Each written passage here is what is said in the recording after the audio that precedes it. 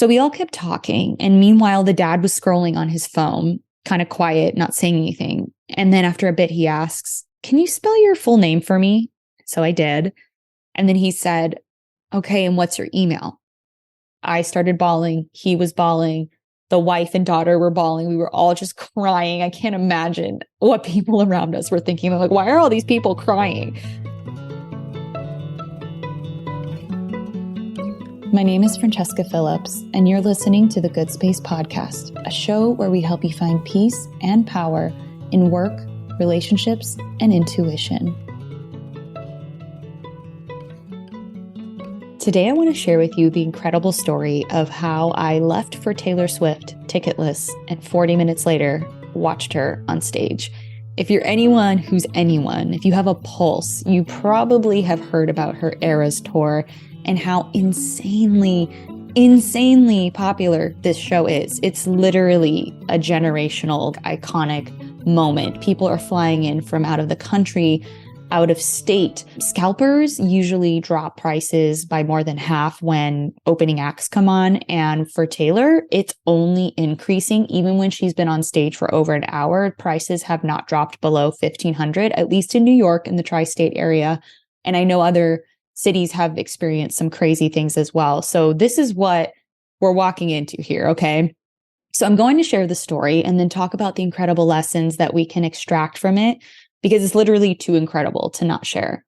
I've shared with people closest to me, and they could not only believe that this happened at all, but they felt so inspired and uplifted, and they want to share it with everyone they know. So I hope that this inspires you as well to mostly believe, be brave, and be fearless in the pursuit of what you desire, no matter what it is. I'm going to tell you everything that led me up to being able to see the show step by step so you can understand what worked together to get me to that moment. And first, I want to set up again the context. I was ticketless. There wasn't even a glimmer of hope that I would see this show. It was a miracle. A miracle that even 40 minutes before Taylor went on stage, I was able to go because I just happened to hop on a train without a ticket, without a promise, without an outcome of anything. I just was like, well, off I go. And how this happened doesn't happen every day. Absolutely not.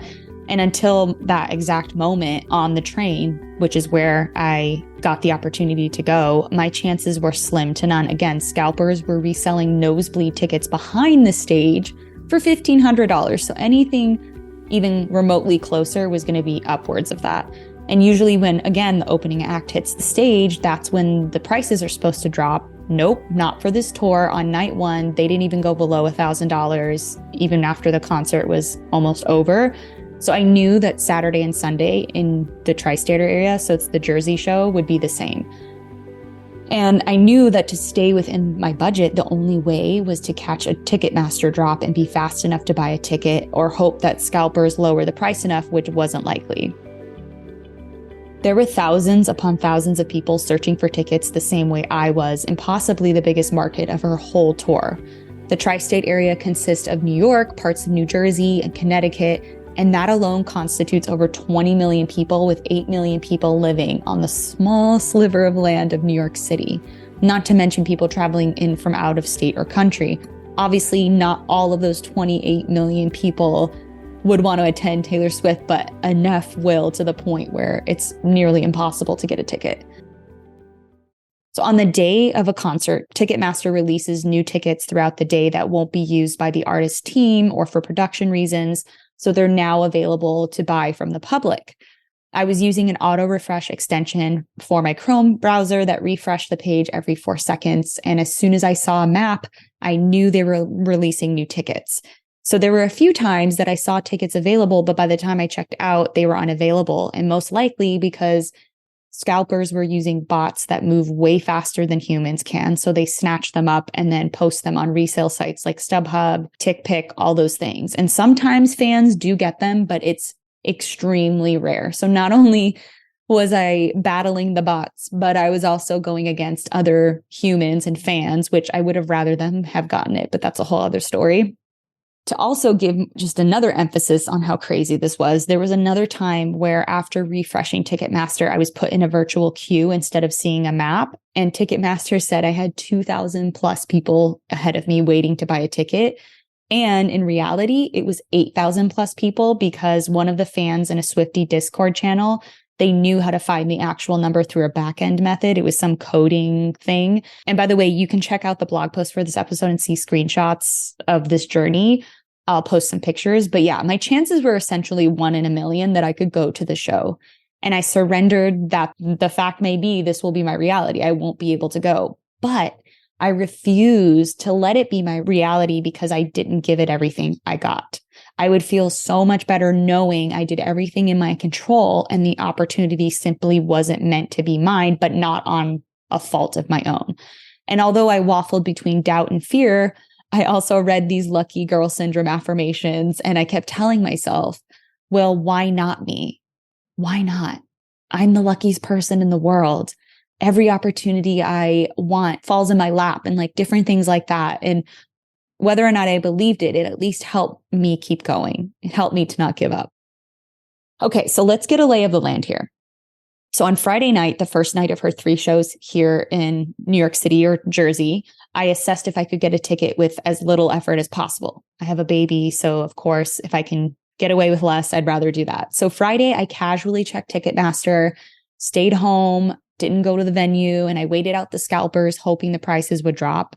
And at first, I thought, maybe I should go to the stadium, but I knew there were 2 more nights and it didn't feel like the right timing. So I followed that feeling to see how things played out. And when I saw the pricing only increased as the night went on, I knew the only way to stay in my budget was to snag Ticketmaster drops. And that minimal effort was not going to cut it. And that I might have to actually go in person either Saturday or Sunday. And if I had to be honest with myself, did I want to exert the effort needed to go? So that's when the negative thoughts started coming, thinking there was no way out of thousands of people that I would be the one to get a ticket. Why me? Why put the effort only to be let down? And then I remember how I was induced into early labor with my daughter and how I freaked out. But then I realized that resisting and negative thinking would only make the process more difficult. And I knew the same applied here. Negative thinking was only going to work against me. So I started saying, okay, well, why not me? And then I read those affirmations I saved on Instagram, which again is linked in the blog post for this episode. And what made me forge ahead fully committed was I knew I would regret not seeing what happened if I didn't give it my all. So I rallied my energy, put my fearless glasses on, and went forward without looking back. Something flipped in me and I just became a determined woman. Here's something I learned along the way is we can't do hard things alone. So now it's 7 a.m. on Saturday. I'm refreshing Ticketmaster every 4 seconds. I took some breaks because again, I have a 10-month-old to care for. When she's down for a nap, I keep refreshing, then get on Twitter and Discord to chat with other Swifties, to see what they're doing and teaming up with a few. So if one of us found tickets, we would give it to the other person. I even recruited my husband, bless him, to be on his laptop. And he watched the baby most of the day so I could zone in. I think he could really tell, okay, my wife is determined. I'm going to help her the best I can, which was so sweet because it's a holiday weekend and he doesn't really get that much time off. So thank you. And this was when I realized that we can't do hard things alone. Or at least you cover more ground when you have support. And this experience showed me without a doubt that no one who's done anything great did it alone. And if you listen to the episode on the podcast Acquired, they did one about Taylor Swift's story of how she became who she is. It literally took a village. She was determined and ambitious, and she had the right support and people around her to let her move forward. So yeah, she started on third base with her opportunities and privilege and all these things, but it was her ambition and just drive that inspired others around her to help her. Had I kept my desire secret of wanting to go to this concert, because part of me felt super silly, like, why am I so extra with a Taylor Swift concert? But I wouldn't have learned all these ways to make the process easier or inspire others to help me. And I think we often undersell or downplay our desires, but you know what? If you want something, it doesn't matter what it is, it's valid to feel that way. So as I refreshed Ticketmaster, I was also checking 5 resale apps, posting on Facebook and my networking groups, and even went to the bank to withdraw cash in case it came down to old school scalping where I meet someone at the stadium and they only accepted cash. That's the way we did it when I was growing up. So I was prepared for any and all possibilities. And then my best friend Taryn was helping. She's literally the friend everyone in the world hopes for. She was equally excited for me, even though she's not a Swiftie, but she felt how determined and excited I was. So she started looking in places I didn't even think of. She reached out to her network and would lift me up when I started doubting myself. People want to help others rise when they know your desire and how much you are just determined. And I'm just so grateful for the people in my life that actually care that I want something. All right, so by the time it was 4 p.m., nothing looked promising. The only thing I hadn't tried was going to the venue. MetLife Stadium made it crystal clear that you could not get near the stadium without a ticket and strongly discouraged people from coming. So that made me nervous. And then the idea of traveling alone, unsure of what it would be like once I got there, all valid reasons to want to stay put in my comfort zone. But I promised myself I would give this the fairest shot possible, and going to the stadium was the only thing left. So I got dressed in my pink sequin and fringe dress, which, by the way, I envisioned this look for months before the concert, and worked out to Taylor's music and saw myself dancing in the crowd. So with my clear bag in hand, with snacks, a portable charger, and my AirPods, Matt and my daughter walked me to the subway and off I went. At this point, I'm shaking. I have no clue what's ahead of me. I take the train to Penn Station and then get to the New Jersey Transit platform to go to MetLife Stadium. There were throngs of people starting to board the train to New Jersey, and I felt this pull to walk further down the platform. Everyone was trying to enter in the first 2 train cars, but by walking further, it was emptier. So I got onto a car further down and kept walking through the trains to find a spot to sit. As I passed tons of people crowding the aisleways, I see this family. It's a mom, dad, and their daughter. The daughter, who was only a couple years younger than me, sitting in a quad area that had 4 seats with 1 empty. So I asked if I could sit there, and they said yes. And this was the moment I fully surrendered. I did everything I could. Every possibility was exhausted except getting on the train. I determined that I would stop trying after Saturday to enjoy time with my family and just give the result away. It was no longer in my control. If the opportunity was meant to be mine, it would show itself. And if not, then I had a fun adventure, got to soak in the energy, and maybe get some merch. And someday I hope my daughter would hear this story and see that her mama was being brave enough to at least try. So the mom was sitting diagonally from me, and she said, "You must think our conversation is so ridiculous." She, her husband, and daughter were talking about Taylor as if she was a close friend, talking about songs and what they were excited for. And I just said, actually, the complete opposite. I enjoy hearing what you think and how excited you are.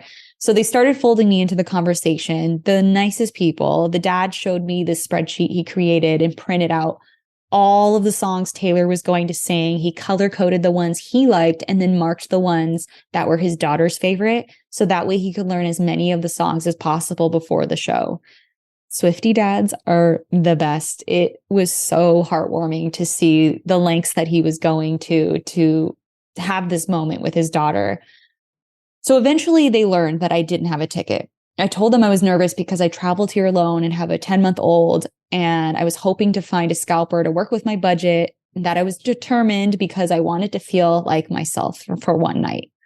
So the mom immediately started crying when she heard that I just wanted to feel like myself for one night because she just related to it so much, being a mother herself. And she said, "Well, we won't go into the stadium until you find a ticket." And I told them, "No way. I am not interrupting your experience or going in and having that full effect. But if you could help me find a scalper, that would be amazing. I'll take that. That's great." So we all kept talking. And meanwhile, the dad was scrolling on his phone, kind of quiet, not saying anything. And then after a bit, he asks, "Can you spell your full name for me?" So I did. And then he said, "Okay, and what's your email?" And that's when I paused and started freaking out because I knew the only reason he could be asking for my email is because he wanted to transfer a ticket to me. So I asked him, "Sure, I'll give you my email, but why?" And that's when I saw tears come down his face. And he said, "Because you're going to the Taylor Swift concert. I got you a ticket near us." Literally, I started bawling. He was bawling. The wife and daughter were bawling. We were all just crying. I can't imagine what people around us were thinking. They're like, why are all these people crying? His daughter hugged me and said, I'm so happy for you. His wife was crying and said, we want you to feel like yourself tonight. I literally couldn't believe what was happening. Literally. And I still can't believe. I'm still in shock. My husband's still in shock. My friends are still in shock. Like, I cannot believe that this has happened. I offered to pay him back what I would have paid someone else, and he refused. I tried other ways. I kept saying thank you. And finally the wife's like, stop saying thank you. Go have fun. And I was just like, oh my gosh. So we got to the venue, walked in together, and the rest is history. The whole night was magical. I cried multiple times, not because of Taylor herself, but because of the utter, unquestionable kindness of people who just met me. They didn't know me, but wanted to make sure I could sit exactly where I was sitting. And then the energy of the stadium and the incredible show altered my brain chemistry and energy. My mind, body, and soul feel coherent in a way I haven't felt before. So it was such a powerful experience. And now I want to talk about the lessons I took away from this whole experience, because it's not about me getting a Taylor Swift ticket. It is, but it isn't. It's about believing you can get what you want, being fearless in the pursuit of it, and being brave enough to put yourself in the path of the opportunity. My opportunity was waiting on that train. What if I didn't get on it? How many of us have blessings and opportunities out there, and all we have to do is get in its way to get on the proverbial train? So here we go. The first lesson is desire is everything. When we really want something, we act differently. This experience made me question the things in my life that I say I want, but I don't act with that same energy like I did this experience. It reminded me of when I found my first job in music, because I was constantly putting myself out there. I wouldn't take no for an answer. And it felt so good to feel that fire within me again. If you don't have a true desire, then it's hard to see possibilities. I knew this tour was going to be a generational triumph. Of all tours to see Taylor Swift, this was it. Plus getting to dance and sing and feel myself again. The funny thing is the relentless effort felt energizing. It was light, fast, and caught momentum. I felt exhausted at certain points, but it was an excited exhaustion. If we really want something, that's the energy you can invite, plus a willingness to act. It's a huge difference from doing something you force yourself to do. The second thing I learned is that willingness isn't what we think. This was a big lesson in the willingness to receive. I didn't fully understand the power of this word or this concept until now. Willingness doesn't mean inaction. Churches and other thought leaders talk about being willing to receive, but few continue to clarify that being willing to receive almost always means we have to exert the effort to put ourselves in the path of what we want. We have to show we're willing, and that requires action. Yes, sometimes it doesn't require exerting energy and effort and going out there. Sometimes it does come to us because we're open and willing. But again, it depends, like the level of the blessing, where you're at energetically, what it requires to meet and receive that. It's all different depending on what it is. But in this case, the way I showed I was willing was it required me to really step up and to take that extra effort. I exhausted all measures. I left no stone unturned except hopping on a train with no ticket. So I went. I was willing, terrified, but willing, because what if it doesn't work out? Then what is all this effort and excitement for? Another key lesson: don't wait to know the ending or outcome before acting. If your intuition tells you it's not over, if your intuition tells you to go, you freaking go.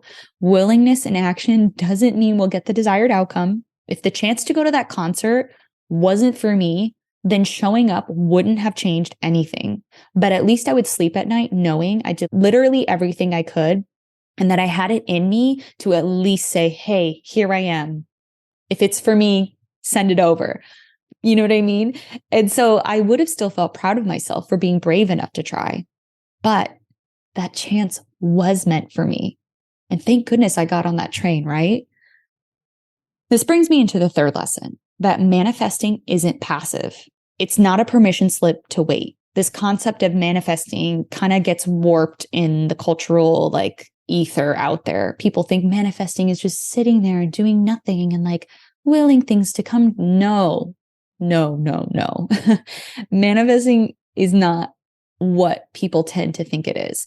It's about putting ourselves in the path of the thing we want. And that requires tweaking, learning, growing, trusting, again, based on the level that each of us are at, based on the ask of the thing that we want. It requires different levels of knowledge, of networking, of growth, of all these things. Manifestation is a way of traveling, not the destination, just like happiness is a way of traveling, not the destination. For each outcome we hope to get, it requires a certain level of commitment and action, stepping up to the plate, so to speak. When something we want is bigger than where we currently are, it naturally forces us to do different, try different, be different if it's big enough. Like if we just try to do something that's only a tad bit more than what we're doing, then it hardly requires any extra effort or change or anything. But when you want something that's big, it's uncomfortable because it makes you change. So with these tickets, I did start with the bare minimum. Thankfully, I had 3 days, right? I feel like if it was only 1 day, maybe it would have been different. But I started with the bare minimum. And then this gentle pull told me I had to put in a little more effort and then a little more. And it was always my choice to quit. There were tons of people doing exactly what I was, but most of them wouldn't actually go to the venue. And so I thought, well, that's the one thing that might set me apart from all the thousands of people. Yeah, there's going to be people still going there, but far less. But I get it though, because the unknown is scary. And going to a stadium in New Jersey takes a lot more effort than refreshing a computer screen. Even when I was on the train, I told myself, this doesn't mean I'm getting a ticket. And I have to let go of that expectation right now. That this can be a way to show myself that I can do hard things and that things are uncomfortable and scare me, but I can still act anyway. So if that's all I walked away with, great, I'd be happy with that. So my thoughts were no longer on obsessing over the outcome because that causes anxiety and tense energy. So instead, I released it and I relaxed and I soaked in the conversation happening around me, became interested in how people were talking about her, became excited about possibility, like what awaited me at the end. And then that's when everything shifted. So this brings me to the fourth lesson. We don't control anything. You heard me right. We don't control anything. That's another misconception that the spiritual space tends to tell us, that, oh, we can control everything with thoughts and all of these things. Yes, it's good to have good thoughts. Yes, it's good to have good energy and work on yourself and grow and expand. But I believe it's more so that we can just recognize things as they arise and that we put ourselves in the right places and circumstances to receive things. But it's not that I literally move the world and the universe around me. It's just too much. There's too many variables and things that happen. But by being prepared and willing and open, I'm more able to see things in front of me or go to places that bring those things in front of me. So we don't control anything. I did everything in my power to get the outcome I hoped for. And in the end, it came in a way I could never plan or control. That's the funny part, is I literally did everything. It still came to me in a way that I could never plan or control. All we can do is put ourselves in the path of what we're meant to receive. If I had never gone, I wouldn't have ever been in the path of what I was meant to receive. So it's not our job to decide how or who. It's our job to get ready. Just like I learned the tricks to finding tickets, dove into the communities and stuck with it for 9 hours straight, still nothing happened. So I hopped on a train ticketless. It was a buildup of momentum. As I kept getting in this flow of finding tickets, the momentum got faster and faster. There wasn't resistance, just willingness to try it all. Because I think when you start small, so there is something powerful in starting small, because I started with the least amount of effort and I kept building. And after the end of 9 hours, it's like, well, I've already invested all this time and energy. What does it hurt to try one last thing, to try going to the stadium? And it's because I had put in so much effort that I was willing to go that extra mile and it didn't feel too far off for me. Whereas if I had just been sitting home all day doing nothing, thinking of going to the stadium would have felt like a much bigger stretch. So I think there's something to say about starting small and just getting yourself in the momentum, because it builds. I don't know if that makes sense, but again, we don't control anything. We just control how we act and how we can get in the flow of things and get on the train. The proverbial train, the actual train, get on the train. It doesn't matter if I got the ticket or not. It doesn't matter if it's Taylor Swift or not. Whatever the outcome or thing that you actually want, you have to put yourself in its path. You have to get on the train. You have to go to the city. You have to get on the computer to do whatever you can to put yourself in that blessing's path. Because if I had decided to stay home, I wouldn't have been in the right place at the right time to receive the blessing the way I was supposed to receive it. So the next one is that God cares about our desires, even if it seems stupid to someone else. He wants us to be happy and uses the things we love as opportunities to not only love us, but to grow us. Because I felt embarrassed. I'm like, I am a mother of a 10-month-old. Why am I caring so much about going to this show? And my friend reminded me that of all the reasons I already listed of why I wanted to go. And she's like, this shows me that God cares about our desires. Like the fact that you were able to go, he cares about our desires no matter what they are. And he uses them as learning opportunities. And I'm like, that's so true. So the next one is a quick one. Number 6 is when we have clear goals and are passionate about achieving them, people want to help us. I was a woman on fire. I was determined. I was ready. I was willing. I was putting my hat in the ring, and people felt that energy. My friend wanted to help me. My husband helped me. People in the Swiftie community helped me. And then obviously the people I met on the train, they just felt my sincerity and passion, and they wanted to help me. People want to help you when they see that you're passionate and all in. So the 7th lesson is the Swiftie obsession goes way beyond Taylor as a person. I realized sitting in that stadium, this is no longer about her as a person. This is about what she represents and what she enables people to do. Hearing the way fans talked about her was incredible. Someone on the subway on my way home who didn't even go to the show saw that I went to the concert and started telling me when and where he listens to certain Taylor albums and how it puts him in a mood and how he was determined to memorize every lyric of these songs that she just released. And it amazed me. She literally represents something for people.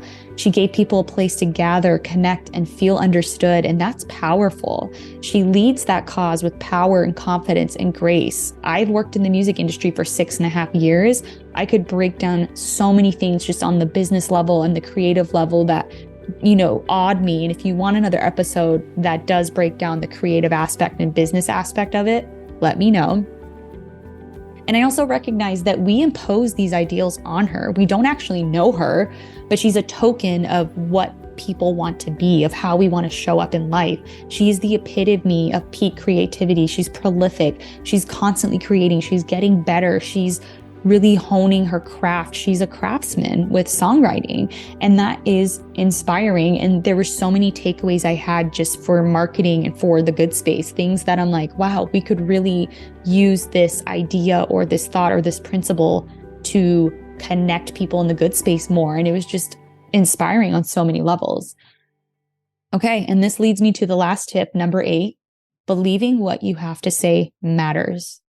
Creativity and expressing ourselves matters. Art changes lives. Imagine if Taylor didn't believe what she had to say was worth anything. Thank goodness she did. And now her art helps millions feel understood and less alone. She also creates a space for people, again, to gather, connect, and celebrate. And there's magic in that, in feeling that many people engrossed in the same thing at the same time. And it all started with one girl believing that what she had to say mattered. If you like what you're hearing so far and feel inspired or changed or just motivated after hearing this message, please consider joining our membership. We work so hard to dissect information and make it simple and digestible for you so you can go out in the world and be a light, connect to your authentic self. And we really want to continue being that landing place for you. So if you're considering even one message or brand to support, we hope that you'll consider ours. And if you want a link for that, it is in the show notes.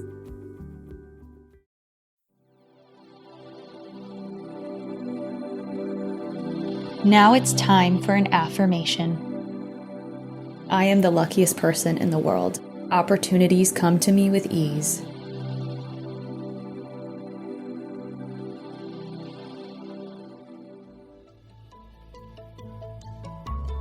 If you found today's tips inspiring or thought-provoking, share it right now on social media and make sure to tag me at Francesca A. Phillips or at Find Your Good Space, and also weigh in the comment section at findyourgoodspace.com. You can find links in the show notes. And if you have a spiritual or mindfulness problem that you want me to unpack on an upcoming The Good Space episode, or an awesome manifesting story you want to share, give my podcast phone line a ring right now at 917-719-0867. Also, don't forget to download my free morning routine guide. It's what helped me reduce my anxiety, increase productivity, and so much more. The link to everything I mentioned is in the show notes. See you soon.